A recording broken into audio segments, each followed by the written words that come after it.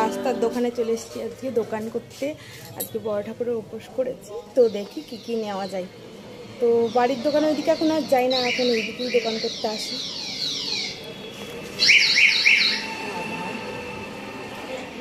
চলো দোকানটা করে নিয়ে বাড়ি।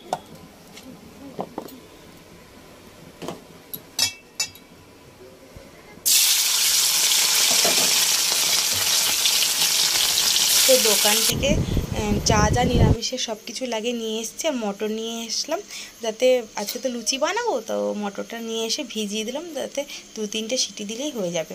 তো মটরটা এখানে ভিজিয়ে দিলাম। বিস্কুট নিয়ে এসেছি, তারপরে যা যা লাগে নিরামিষে সব কিছু নিয়ে আসা হয়েছে। কদিন আগে নিয়ে এসেছিলাম আমি, কিন্তু ওগুলো সব আমিষে ঠেকে গেছে, তো ওগুলো আর হবে না, কাজে লাগবে না। তার জন্য আজকে নতুন করে আবার সব আনতে হলো। তো তোমাদের দাদাভাইকে এখানে চিনি দিয়ে, বিস্কুট দিয়ে, মুড়ি দিয়ে দিলাম। ও তো এইসবই খেয়ে থাকে, তোমরা যারা আমার ভিডিও দেখো তারা জানো। তো এদিকে খাবার দিতে দিতে দেখছি আমার জানালাটা খোলা হয়নি। একটা ঘরের মধ্যে যদি জানালা খোলা না থাকে, একটু হাওয়া বাতাস কোথার দিকে ঢুকবে বলে, ওরা সবসময় এরকম বন্ধ করে রেখে দেয়। সব দিকে আমাকেই খেয়াল রাখতে হয়। এইটুকু ঘরের মধ্যেও কিছু করতে পারে না, সব কিছু ফেলাই ফেলাই রেখে দেবে। তো চলো জানালাটা খুলে দিই, দেখো একটু হাওয়া বাতাস ঢুকছে। ওইদিকে রান্নাও বসিয়ে এসছি আমি, আর রান্না করছি পনিরের তরকারি। এক তরকারি ভাত করছি। পনির আমার যাকে দিয়ে আনাইছিলাম 50 টাকার মতন, কারণ ওরা দুজনা খাবে, বাবা ছেলে। আর অল্প একটু ভাত করেছি, আর বিকেলে তোরা লুচি টুচি খেয়ে নেবে আমাদের সাথে। তো এদিকে একটু ঝোল ঝোল বানাবো পনিরটা, আর এইদিকে আমি রান্না করছি, আর আমার যা পুজোর জোগাড়টা করে নিচ্ছে, কারণ ওর বাবার বাড়ির থেকে খাবার আসবে। তো তার কোনো জ্বালা নেই, কাছে বাবার বাড়ি আছে। আমার তো তাই নেই, আমাকে রান্না বান্না করে গুছিয়ে তারপরে সব কিছু করতে হবে। তো বললো দিদি তুমি গুছিয়ে নাও, বাবুরা ভাত খাবে, তো দাদা ভাত খাবে। তো আমি বলছি হ্যাঁ আমি গুছিয়ে নিচ্ছি ওদিকে, তুমি ওইদিকে গুছিয়ে নাও। তারপরে আমার সব কিছু কাজ গোছানো হয়ে গেছে। ঠাকুরকে সেবা দিয়ে এবার পরবো হচ্ছে আলতা। তো অনেক দিন পর আলতা পরছি, মানে যখন পুজো দিতে যাই তখনই পরি। আর বিয়ের পরপর প্রত্যেক বৃহস্পতিবার পরতাম, এখন আর সেরকমভাবে হয় না পরা, আর এখন ইচ্ছাও করে না সত্যি কথা বলতে। তো পুজো করলে, উপোস করলে সেদিনকে আমরা পরে থাকি আলতা। তো আমি আলতা পরতে খুব ভালোবাসি, আলতা পরতে সবাই খুব ভালোবাসে। তো আমার গোছানো হয়ে গেছে, পুরো রেডি। এবার যাব পুজো, যেখানে হচ্ছে পাড়াতেই পুজো হচ্ছে, মন্দিরে যাচ্ছি না। পাড়ায় হচ্ছে বলে মন্দিরে যাই না, মন্দিরে যাই। এটা হচ্ছে আমাবস্যার গণে পুজো, তার জন্য এটা করলাম। কি প্রত্যেকটাই করি, কিন্তু সবকটা তো আর হয় না। তো আমাবস্যার গণ পেয়েছি, তো আর ছাড়ি। চলো পুজোটা দিয়ে আসি। পুজো তো আগে দিয়ে এসছে, এবার যাবো পুজো বসবো, সবাই যাই রেডি হচ্ছে। তো সেই বাঙালিদের বৃষ্টি কিন্তু হলো না, মেঘ করেছে কিন্তু।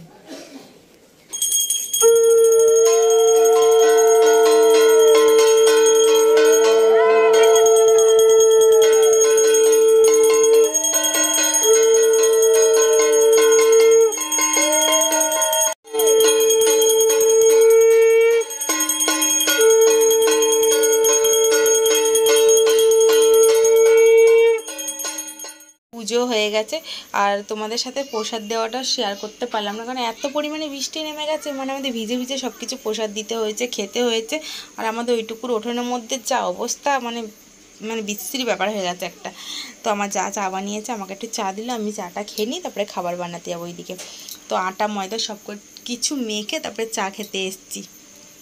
তো দেখো এদিকে বানানো হয়ে গেছে গরম গরম ফুলকো ফুলকো লুচি, আর আমি বানাবো হচ্ছে ঘুগনি।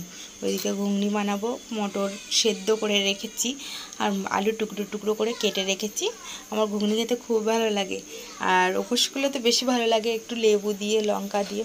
আর আজকে আমি যেহেতু লঙ্কা দেবই না ঘুগনির মধ্যে, তোমাদের দাদাভাই যেহেতু খাবে, তো ওর জন্য পুরো আমাকে সাদামাটা ঘুগনি রান্না করতে হবে, একদম না স্বাদ থাকবে না কিছু থাকবে। আমার দরকার নেই মুখের স্বাদে, ওর পেটটা ভরালেই হবে, ও তো খাবে। আর আলাদা আলাদা ইচ্ছে করে বললো, একদিনের জন্য আর ভালো লাগছিল না, তার জন্য আমি একসাথেই করে দিয়েছি। তো প্রথমে একটু জিরে ফোড়ন দিলাম, তারপর আলুটাকে ডুমো ডুমো করে কেটে নিয়েছি। দেখো ভালোভাবে ভেজে নেবো, আলুগুলোকে সিদ্ধ করিনি, আলুগুলোকে ভালোভাবে ভেজে নেবো। আলুগুলো এমনি ছোটো ছোটো, তো এমনি সিদ্ধ হয়ে যাবে, ভাজতে ভাজতে কষাতে কষাতে সিদ্ধ হয়ে যাবে। চলো আলুগুলোকে ভালো করে ভেজে নিই।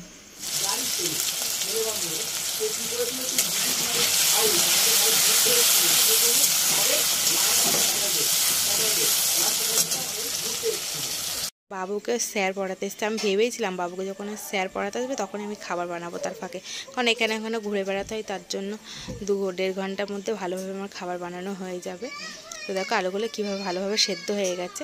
তো এবার ওর মধ্যে টমেটো কুচি দিয়ে দেবো, আর আদার পেস্টটা দিয়ে ভালো করে অনেকক্ষণ ধরে নেড়ে চেড়ে নিয়ে সেদ্ধ করা তো মটর রয়েছে, তারপরে দিয়ে দেবো। তো বললাম তো আজকে লঙ্কা গুঁড়ো ইউজ করছি না কোনো, আর এর মধ্যে কোনো লঙ্কা বাটাও আমি দিইনি। তো আজকে একদম সাদামাটা রান্না করছি ঘুগনিটা। তো চলো রান্না করে নিই, বাবুকে পড়িয়ে চলে যাবে, বাবুকেও খাবার দিয়ে দেবো।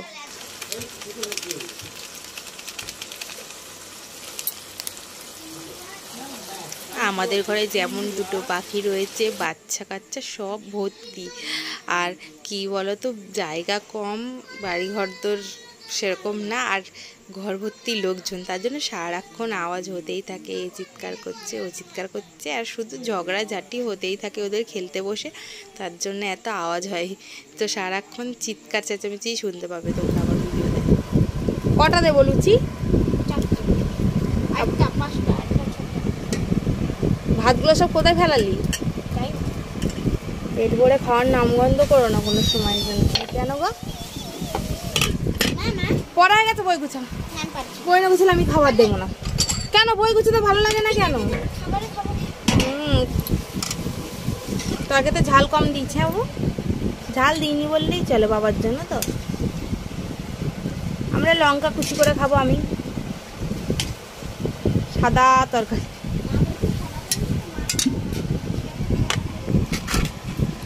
নে চলা এ বাবু, নিয়ে নাও। তো দেখো আমার ছেলে বই পড়েছে, কখন বইগুলো গোছানো হয়নি, আর আজকে আমিও গোছাতে পারি না, আমার শরীরটা খুব খারাপ লাগছে। আসলে যতক্ষণ না খাবার খাবো ততক্ষণ ঠিক আছে, যেই পেটে একটু খাবার পড়বে ব্যাস শরীরটা আমার ছেড়ে দেয়।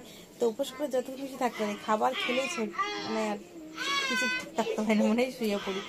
তো দুটো লুচি খেয়েছে, একটুখানি ঘুগনি খেয়েছি, তোমাদের দাদা ভাইয়ের খাওয়া হয়ে গেছে, ছেলে খেয়েছে, আবার রাতে খাবে ছেলে। 3টের মতো লুচি খেয়েছে, আমি আর খাবো না, আমি একটু চা বানাবো রাত্রে, ব্যাস। সব কিরাম্ব খেতে পারছি, এত চিৎকার করে।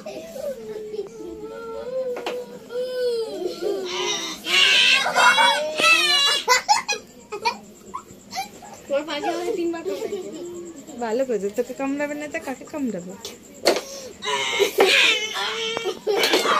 দুষ্টুমি শেষ নেই ওদের আর।